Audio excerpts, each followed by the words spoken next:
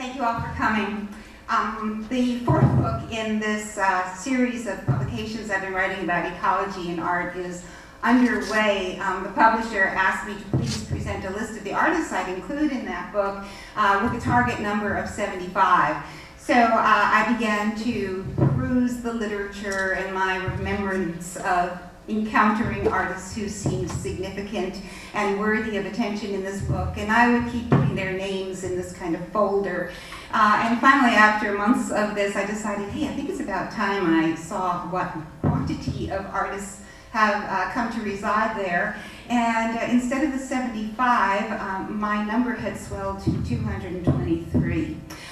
Which is all by way of saying that once I discovered ecological art, it hardly narrowed the arena in my more general consideration of contemporary art. It feels like it has simply exploded the possibility, and of course the number of artists working are astonishing, and not only astonishing, but they are doing really brilliant and innovative work.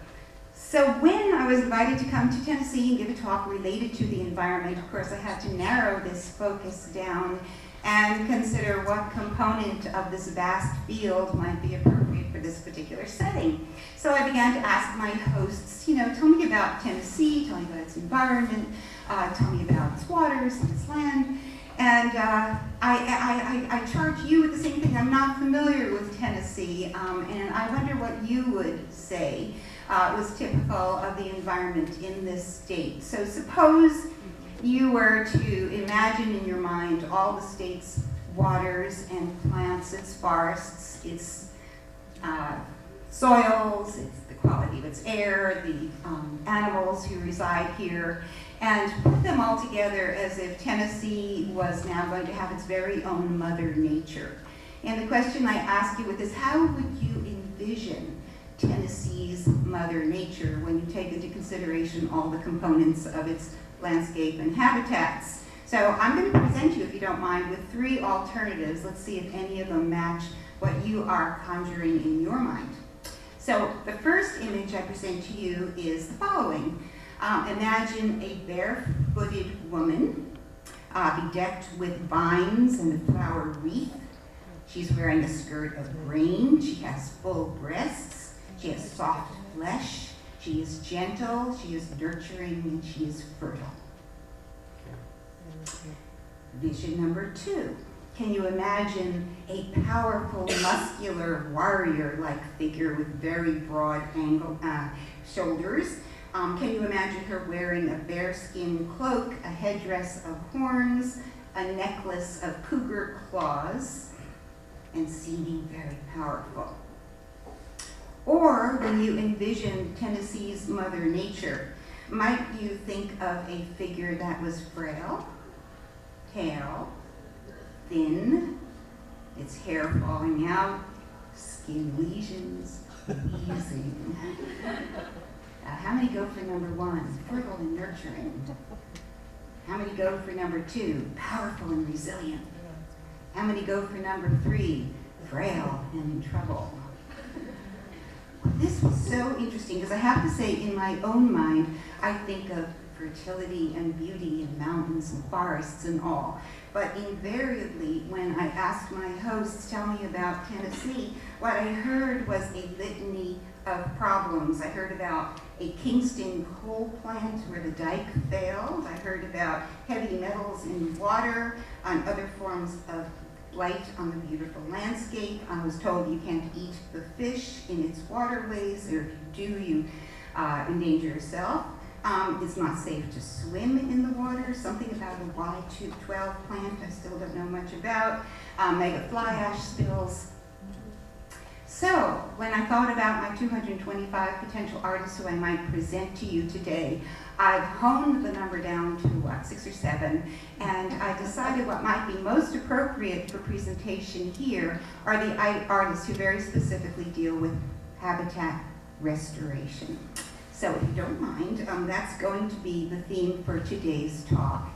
And I have noticed in the past when I make these presentations, which to me are so rich in content and carry such interesting messages, Sometimes that intention of mine gets diverted when people really cling to the idea that art should either be a painting framed and on the wall, or sculpture should be a sturdy, enduring object placed on a pedestal, and that the artist should be self-expressing in some way. And I have to prepare you for the fact that the artists who you're going to be seeing do not conform to this definition of art. So I tried to think, what could I do in a minute or two to kind of set the stage for what this arena of art is really all about. So I went in search of a metaphor, and what I thought I would do is present you with two possibilities, two candidates.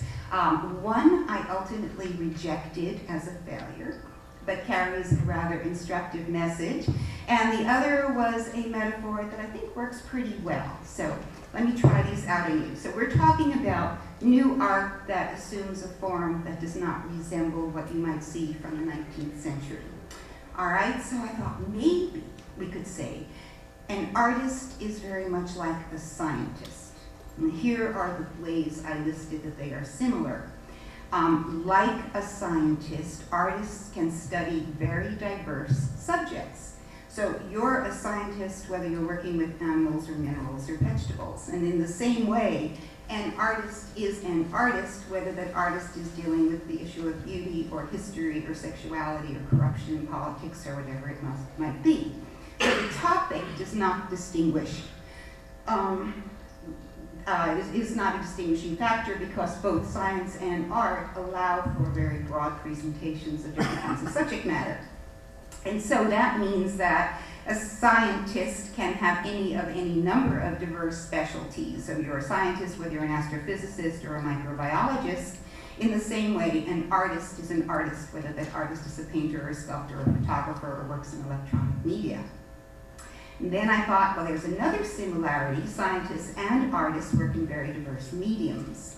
So it is not a specific medium that will distinguish either of these fields of endeavor. So a scientist might work with cells or rocks or soil or biotic matter of some other kind, just as an artist might work with marble or bronze or wood or plastic or textile or whatever else. Similarly, both artists and scientists work with diverse tools. So a scientist will work with atom smashers or forceps just the way an artist might work with a chisel or a camera. And likewise, you're going to find scientists who are conservative and some who are pioneering, and in a similar way, artists can be both traditionalists and non-traditionalists. But then I ran into the hurdle. What makes a scientist? And that is, no matter how diverse all these components of that profession may be, scientists all conform to the rigors of the scientific method, where when it comes to art, even the methodology can vary. So you will find artists who are working in a very rigorous and methodical manner, but then there are artists who work intuitively. There are artists who work inspirationally. And so the analogy collapses completely when it comes to this kind of analysis. And that means that the end products can be very different as well. So that in science, pretty much no matter what you're doing, you're trying to produce credible information that's verifiable. Whereas in art, that may or may not be the goal. It's just as likely for an artist to document as it is for that artist to interpret, to fantasize, to exaggerate. The artist has a great range of possibilities that may not be available to the scientist. So dump that analogy, hopefully it can work. So I thought, I gotta look for another one, something that will make it all succinct and understandable to you. So I thought, I've got an idea. How about if we say art is like water? So here is my reason for saying that. Like water, art is very variable. So we have a substance which is considered water, whether it's in its frozen state, if it's a flowing liquid, or it's a dispersed gas. In a similar way, water can take many different physical forms in the world. So it's water if it's a puddle, it's water if it's dew, or an ocean, or a crystal, or an icicle, or steam. Art, too, is variable in that way. I think water has many different functions in the world. It can cleanse, it transports, it dissolves, it erodes, it does all these many different things. Likewise, art can be art even if its function changes radically from one instance to the other. But what I think is the most significant part of this analogy, and the one I present to you for consideration, is the following. Water is extremely reactive to its environmental conditions. And it's the environmental conditions that determine the form of the water.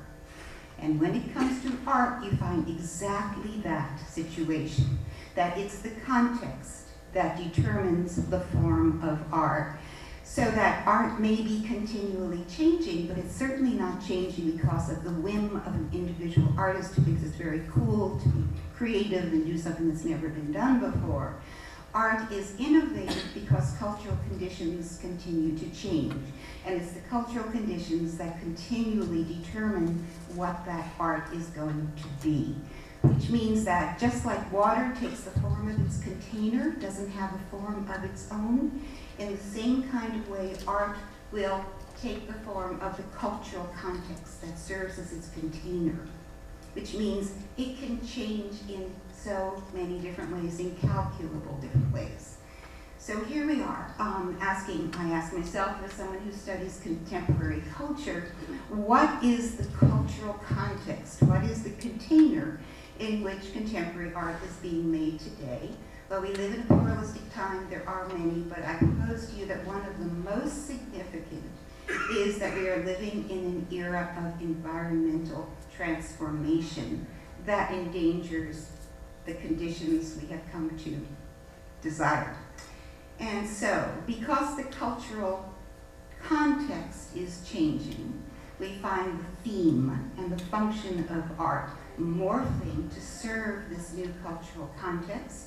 And in the process, in order to communicate this new content, you're going to find the medium of art changing, because it would not be possible to communicate this new topic of interest without also changing the medium, changing the tools, changing the form, changing the context, changing the content.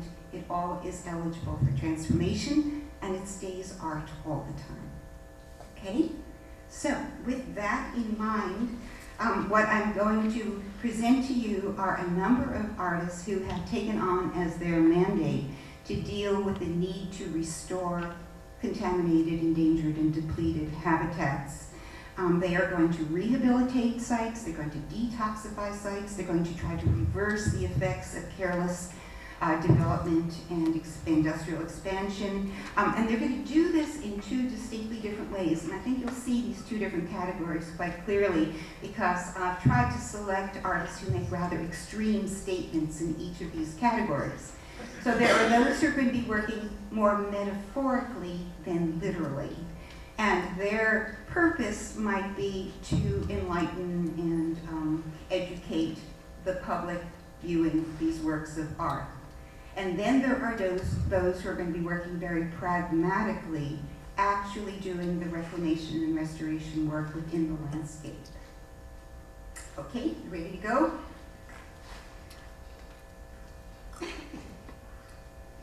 So the first artist I'd like to tell you about is Buster Simpson, who created one of the landmark pieces of restoration art, and he's a pioneer and established a manner of working which has been inspiration to many younger artists.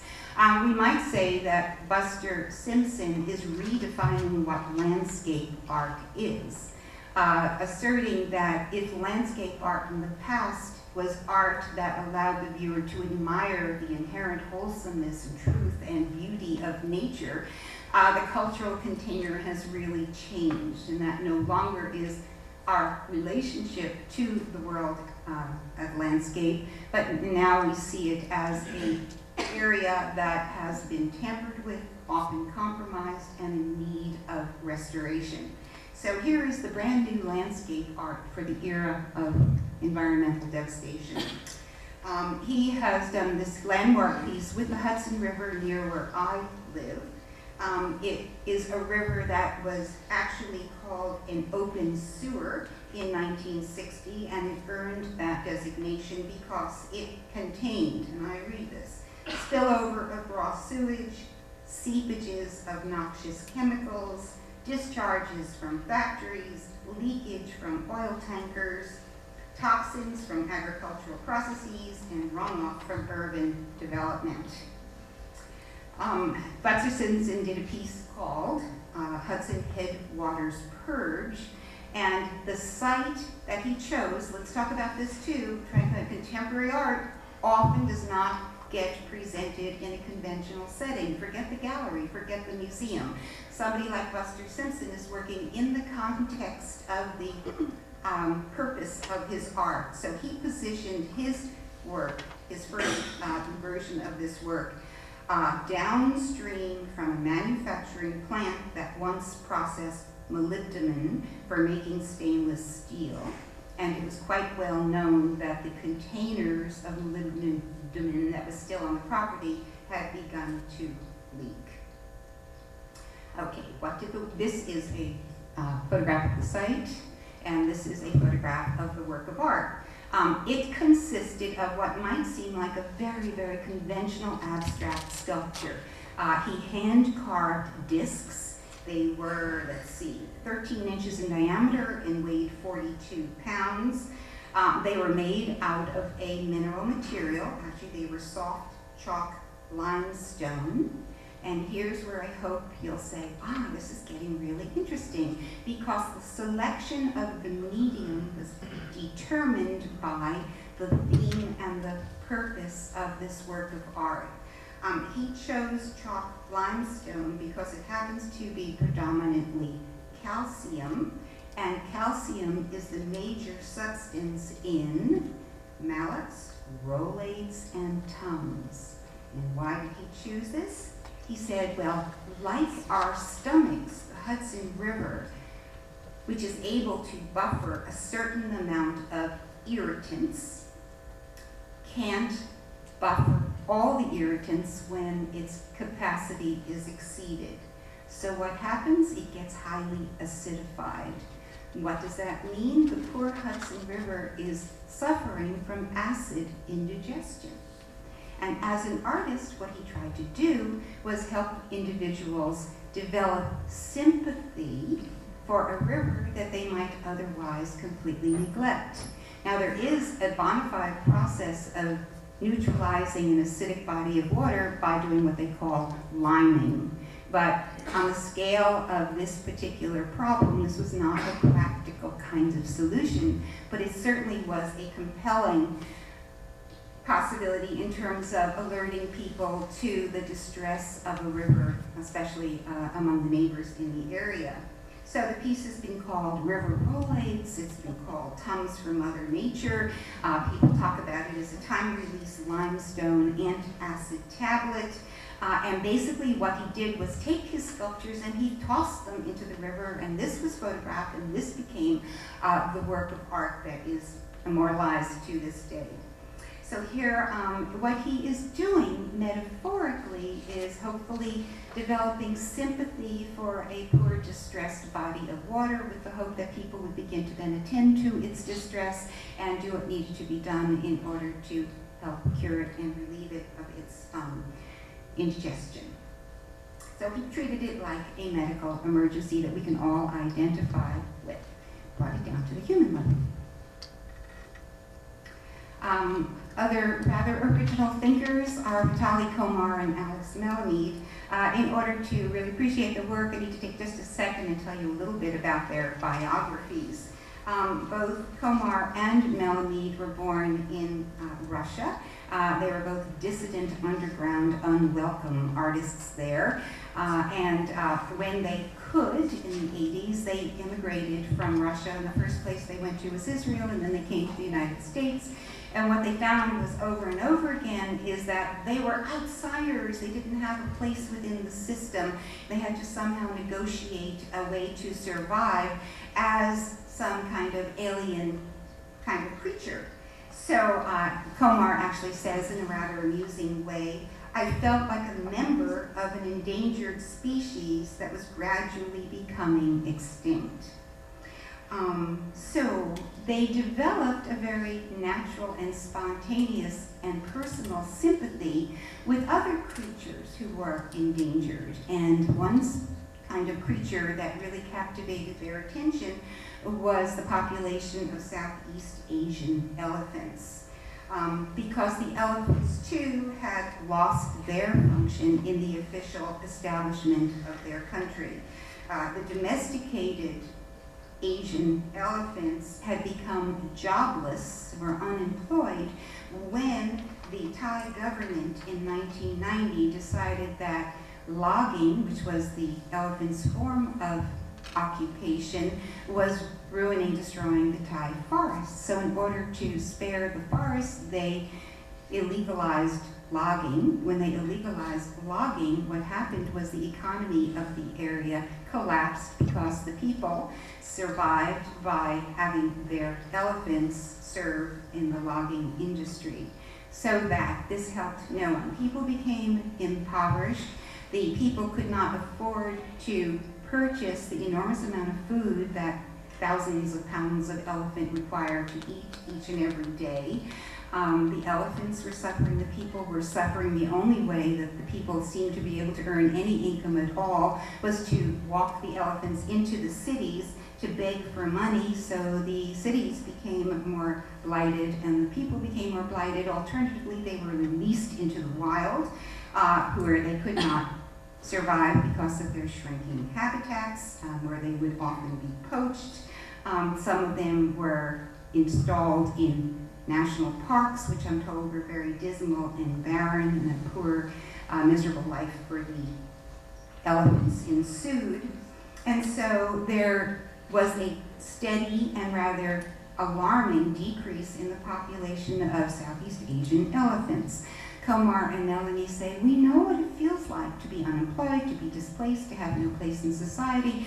So they set it upon themselves to try to find an alternative form of employment for the elephants so that the people could have some income and the elephants could be well managed. And this is what they did. They taught the elephants how to paint. So they started a project called the Asian Elephant and Art Conservation Project. It works like this. They taught the mahouts, the owners of the elephants, how to present their elephants with the opportunity to paint. The artists arranged for these paintings to be collected. They have this nonprofit foundation that has been functioning for 10 years now. It has a full-time paid director who finds opportunities to present these paintings in public and to sell them. When they are sold, the proceeds go back to the Thai owners of the elephants, and the money is very specifically targeted for veterinary access so that the elephants are cared for.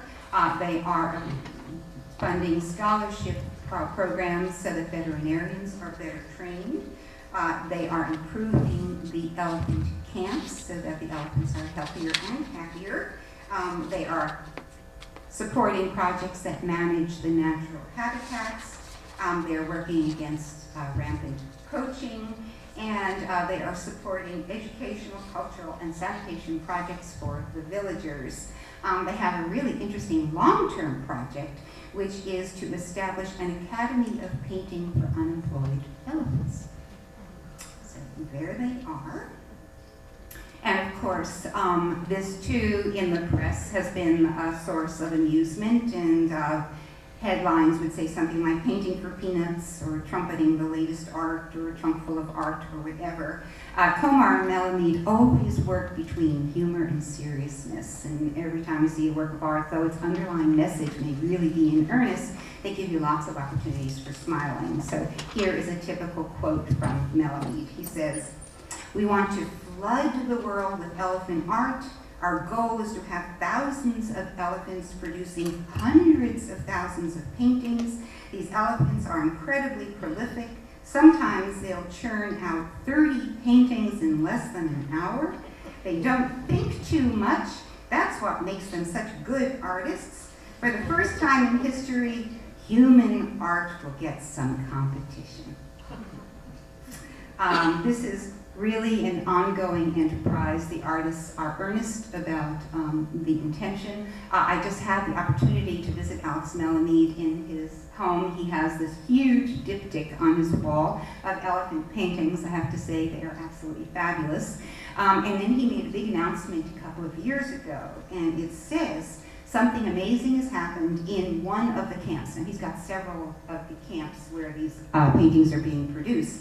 He said that essentially some of the elephants have gone beyond abstract expressionism, and here they are developing realism as an art form. And so each of the paintings is identified by the elephant creator. This one was by Namchuk, and would you like to know, it was sold at Sotheby's at auction. You want to know what it went for? It's cheap. You can still get it. $350. You get a beautiful elephant painting. Okay, on to the next, Daniel McCormick. Daniel McCormick is an artist who has taken it upon himself to devote his career to a single troubled creature who plays such an important role in his own youth, and he has come to the rescue of the salmon. He has talked about the hurdles in the salmon's life, which are rampant even when the waters run clean and are not polluted. So he tells me that the salmon need particular temperature and flow in order to go through their life process. They are predators to many, many other kinds of critters. They take this long, strenuous journey in order to come back home to lay their eggs. And as if all that was not hard enough, now when they are coming back to their original birthplace, they're finding that the waters have become silted over by erosion, which is suffocating both the eggs and the young hatchlings. So Daniel McCormick has devoted his life to creating sculptures which function to stabilize the river banks. Essentially what he does is collect materials on site, reeds and other kinds of stems and trunks and branches, and he creates these woven forms that are nestled into the bank of the river where the erosion is taking place. They become traps for the silt, which gradually fills up these woven sculptures and allows them to become ground upon which other plant forms can grow, and in this way they stabilize the banks, the waters run clear, the hatchlings and the little eggs have the kind of water conditions that will allow them to survive. So McCormick is so committed to this as the goal of his art. I think you'll hear this in his own words when he says, "What if you could hold enough silt back in a riparian system to allow one salmon egg to hatch, charge out into the ocean, swim thousands of miles throughout the northern hemisphere, and 2 years later come back to the same spot and spawn another generation. By a creative act of art, you are allowing this biological organism to live through its life cycle. That," he says, "is a big act of art." So one other way that these artists are tampering with many of our cherished ideas about what art should be is that they're changing the audience for their art.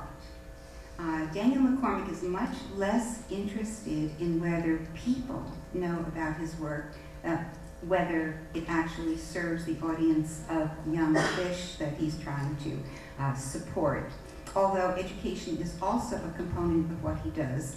And the other way that he completely transforms most of our common expectations of art is that his work is intended to disappear over time. So as these woven forms get filled with silt and begin to support other forms of life, evidence of the sculpture itself vanishes into the landscape, and that is when the artist knows his work is a success and has been completed.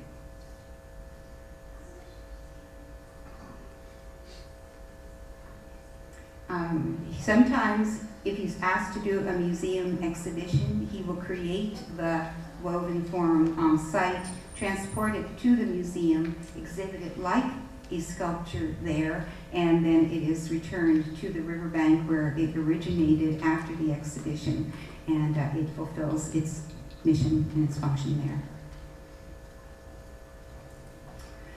Mel Chin is another originator of restoration art. He has this very well documented and renowned work of art called Revival Field.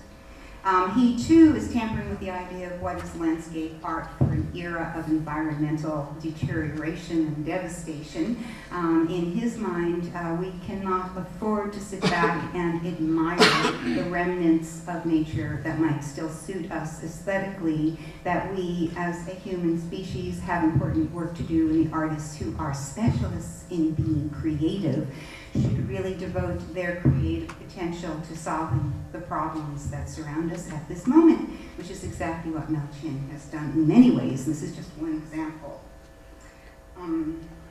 He got permission to work in a very, very polluted site called the Pig's Eye landfill, which had heaps of garbage piled on it for many, many decades. People described it back in the 80s and 90s as seeing smoke billowing out from burning tires. They saw trash floating along the shore. It's right near the Mississippi River. It had literally been the repository for 8.3 million cubic yards of waste that were deposited there between 1956 and 1972, and another 236,000 cubic yards of sludge ash that was dumped there on top of the old garbage from 1977 to 1982. So this land site was so hazardous that no people were permitted to enter. He decided that this would be the perfect site because it was so extremely hazardous to make a point, a demonstration. What art does so well, it draws attention to things and helps the public acknowledge something that they may not have paid much attention to otherwise. So he took this on, and I'm told that in order to get permission to enter the site and conduct his experiment, he and the crew that he worked with had to undergo 40 hours of hazardous materials incident response training in order to know how to protect themselves when they were on the site. This is a test. The whole site was many, many hundreds of acres. His was just a small little plot, but his goal was to try in 1990, before it was a readily accepted form of remediation, a bioremediation process, which was very different from the processes, I'm told, that were sanctioned at the time, which included excavating out the contaminated soil, mixing it with a stabilizer, transporting it to some federally licensed hazardous waste site, and sealing it in airtight, watertight containers. This is an extremely complicated and costly effort, and on the scale of Pig's Eye landfill, totally impractical. But Mel Chin learned about a certain kind of plant that was capable of conducting the same kind of healing process in a much more gentle manner, and that was by using plants that are known as hyperaccumulators. And so he wanted to conduct a test experiment as an artist to make a public statement that there was an alternative to the officially sanctioned way of dealing with a very polluted piece of land. But he also knew that as an artist, the scientific and political community may not pay serious attention to his efforts. So he looked around for a collaborator who could provide him with the credibility he didn't feel he had working solely as an artist. And he found a very distinguished gentleman whose name is Dr. Rufus Cheney. Dr. Cheney was at the time the senior research agronomist with the Agricultural Research Service of the U.S. Department of Agriculture. So both of them got together and they said, well, let's try an experiment where we use the natural healing forces of plants to conduct this remediation strategy, which means we will use hyperaccumulator plants that have the ability to absorb the contaminations in their roots, to suck it up and not be killed in the process, but to actually thrive in the process. And once the metals are absorbed in the plant, the idea was to incinerate the plants, recapture the metals to be extracted from the ashes, and these metals could be sold again as viable commercial products. Sounds like a good deal. So Rufus Cheney says he was asked over and over again, why in heaven's name didn't you just do your own research? How come you decided that you would conduct your research under the guise of an art project? And he said it was because the conservative funding sources for remediation at the time did not fund this kind of experimental work. They were very committed to the standard approach, and he was really eager to do it. And because art provides all this latitude and no restrictions whatsoever, he thought that this would be a really valuable way to present this as a possible alternative to the standard way of working. So they got together and they did this, and they decided to then seek funding from an art source.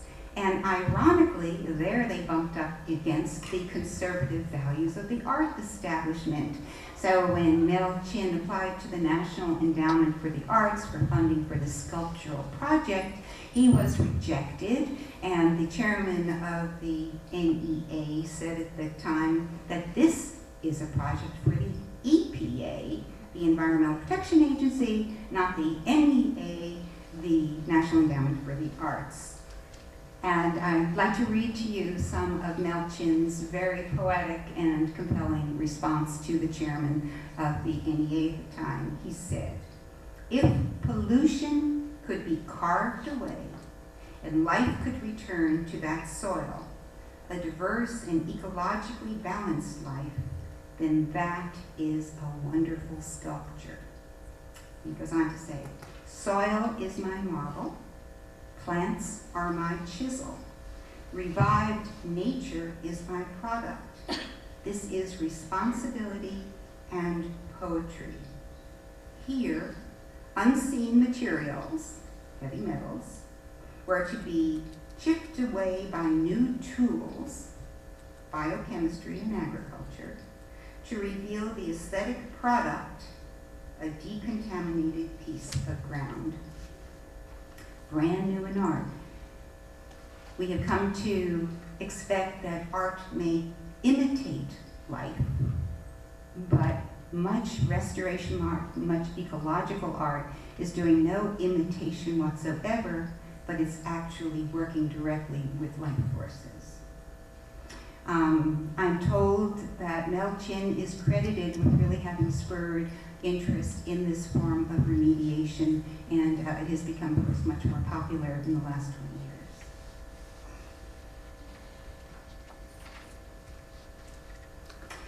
So the next artist is going to be working at a larger scale, and the artist after this, a larger scale again, because I'm very eager for you to see that artists do not just work in models, but get right out there on a scale of 1-to-1 and deal with the big picture. So Patricia Johansson has been doing restoration work for a very, very long time. This is just one of many examples of her work.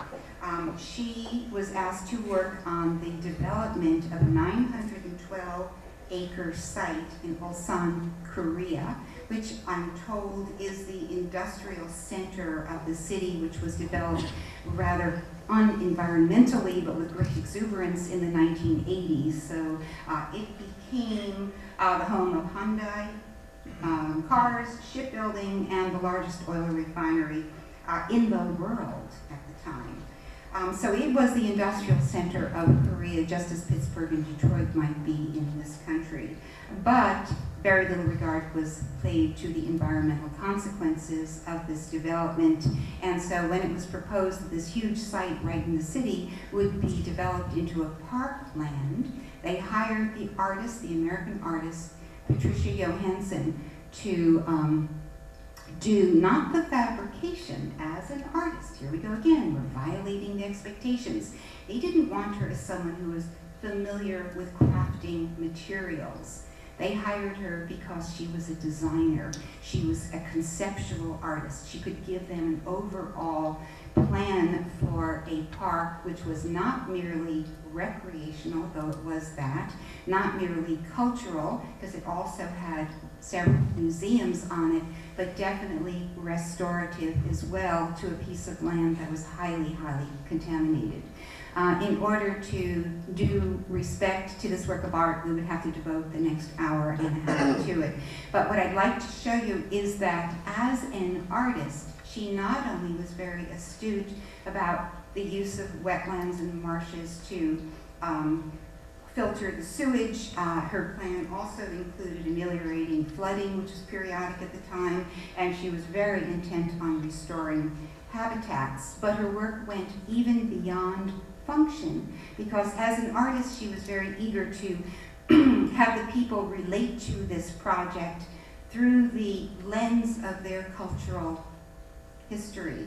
So that is why she did some research, and she began to discover that there were several animals who were very important in the mythology, the old mythology of the Korean people, and they held in her mind a psychological key to encouraging the citizens who would be using this park to take possession of it, to understand it as a uniquely cultural as well as environmental resource. So one of the animals she chose to work with was the tiger, who had become extinct but was still a very powerful figure in the mythology of the people. So she would look at folk art, for instance, and then extract components of it. Can you see the claw in the middle right and the stripes going up into the orchestration of the wetlands and the marshes and the forests and the streams and whatever else? Do you see the claw again here in orange? The carp is another animal that is a very powerful figure in their lore. The carp became the plan for a playground for the children. Let me read you a little description of this. It's called the Carp Playground, and it includes a rivulet manually activated by pumps, water wheels, and sluice gates that teaches children about water management as they fill reservoirs and wading pools and build cities of pebbles and sand. At the bottom of the play terraces are narrow paths that lead to wetland plantings, vernal pools, and a variety of floodplain microhabitats, such as amphibian breeding grounds and many other kinds of habitats. So she's working on a much larger scale. She was not there to do the fabrication, but to be the inspiration and the design lead in this very large 900 and some acre park. But that's not as large and not as ambitious as the work of Viet Ngo. Once again, let me just give you a few words about his biography so you can see his work in the context of his life. He spent all of his early years in South Vietnam. He emigrated here to go to college. He came not speaking a word of English. He came on the condition that not only learning English and enrolling in school would keep him busy, but he was to earn enough money to send back to his 7 siblings back in South Vietnam. So this is a guy that can really get things done. He managed all this, graduated with honors, had for 5 years after graduation a very, very respectable career, showing his sculptures in conventional settings and getting shows and reviews and selling work and doing all that sort of thing. And he was totally frustrated because he had much grander ambitions than that. Essentially, his goal was to improve environmental conditions across the globe. So he began to direct his practice away from the more conventional career he had established and undertake large reclamation and restoration projects. And he immediately became frustrated again because as an artist, he wasn't given the opportunity to work on the scale and the magnitude that he had envisioned. So Vietnam said, well, I guess I'm going to have to retrain. So after being out of school for 5 years, he re-enrolled and got himself a degree as a civil engineer. And so he began to try to cultivate jobs and get opportunities that would allow him to use the vision he had developed of a cleansed and revitalized environment and develop that as an artist with the practical knowledge he had derived as a civil engineer. And he still found that he was not being given the opportunities he wanted because within the civil engineering context, he couldn't be as creative as he had hoped. So he decided, okay, I'm not going to be daunted. What I'm going to do is create a context, a vehicle where I can be both the ultimate artist and the ultimate engineer. And this took the form of Lemna Corporation. So Vietnam, as an art project, began the corporation. Its mission, I quote from its website, was to be the world leader in the development and implementation of infrastructure projects by providing engineering, technological, and financing services to public and private sector clients. The last count, he had 550 employees, and he had designed over 300 projects in 16 countries. The first slide that I showed you was a biological treatment process center. The second one, the one that you're looking at now, is a facultative treatment process center.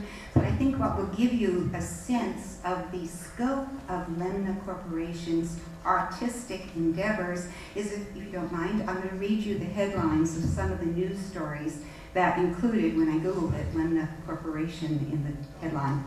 So here it is. One is, Lemna International signs hydroelectric power plant project contract for 240 million USD in Turkey. Lemna International signs historic contract, first U.S.-China joint venture in water sector. Lemna International completes innovative hog waste treatment facility at large Slovenian farm. Lemna selected to design and build wastewater treatment plant in Venezuela. Lemna signs contract with Lagos State for the first light rail in West Africa. I could go on and on. There are two Lemna projects in Tennessee that I know of. One is a wastewater treatment expansion in White House, and the other is in Bayrons, how do you say it, Tennessee, where there is a reciprocating subsurface flow constructed wetland for improving wastewater treatment. Vietnam is one little man with an artistic vision and a great ambition, and has really, I think, made quite a significant contribution to the world. The red dots are places in the U.S. where Lemna has done major projects.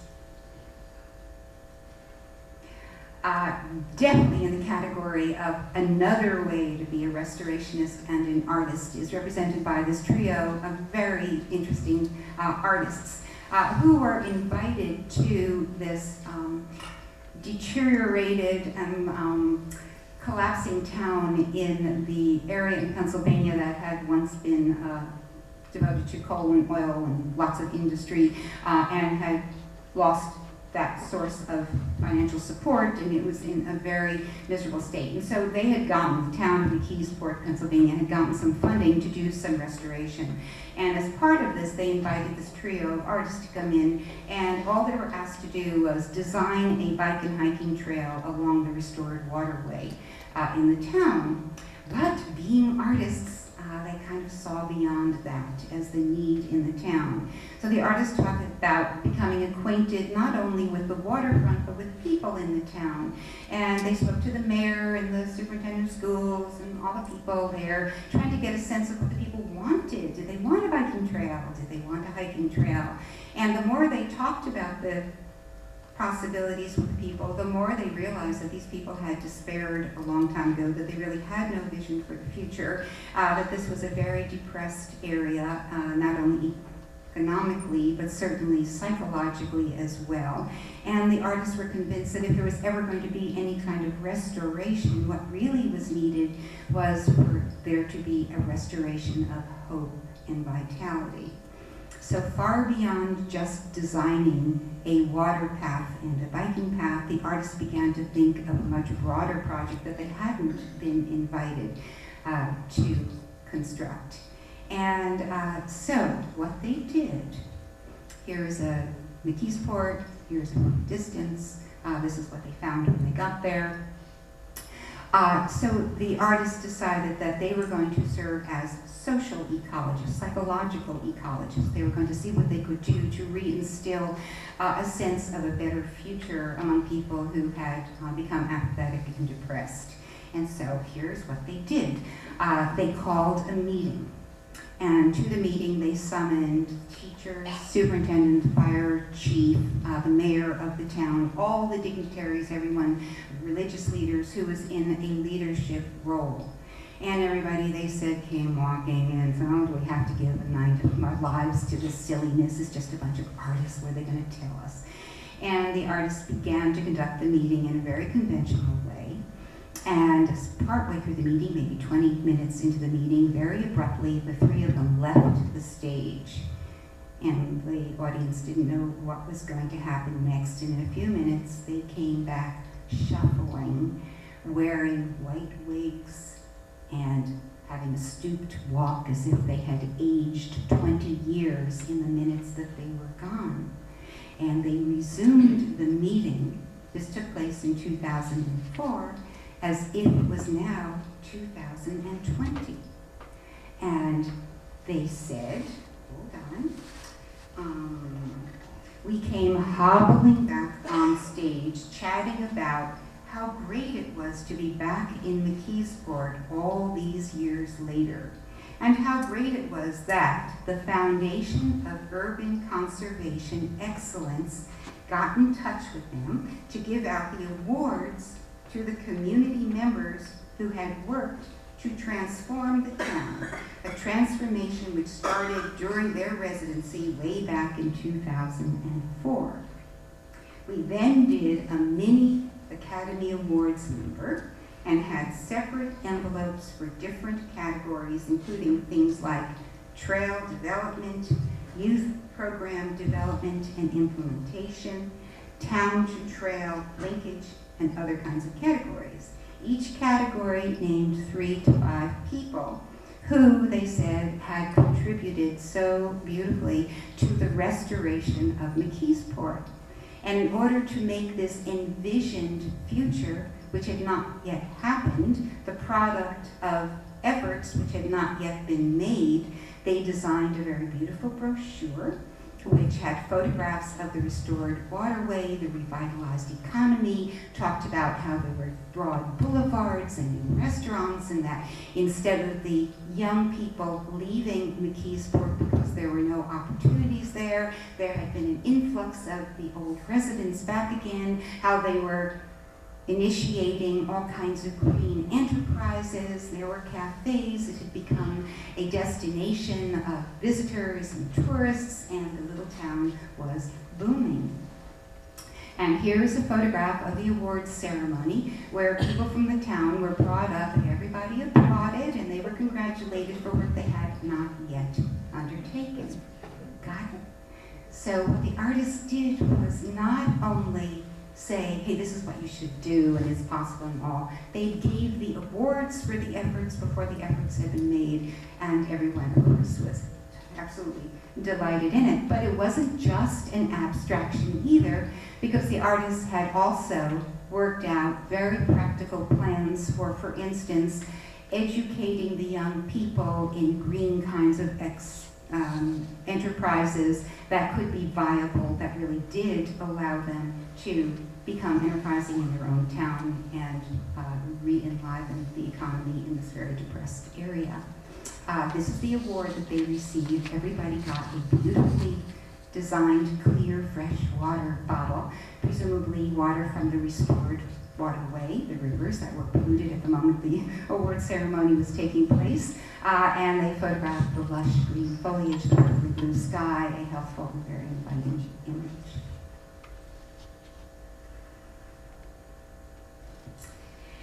And the last artist I want to show you is a very, very challenging artist. I too have got to get my head around this one. This artist did a piece, this is called Wasteland. And basically what she does is treat a decayed area, whether it's urban or rural, as if it is a site of biological decay. And as we all know, in biological decay, if we leave things alone, the useful components decompose and become available for new forms of life. So as her model, what Lara does is she goes around, finds completely neglected, decrepit, absolutely hopeless kinds of territories, and then goes to great trouble to arrange with the municipality to leave that site alone, not to undertake any kind of design project, not to clean it up, not to get in there and do any manipulation. In essence, she's making a statement about nature's own remedial capabilities that inherent in it. Perhaps if we simply stop tampering the conditions that surround us that are distressing to us all now, it might be healed in an inherent way rather than an imposed way. So Lara is campaigning for no design, no planning, no intervention, simply absenting ourselves as humans and letting the natural course of events take place. So thank you all for listening. I'd be very pleased either to entertain questions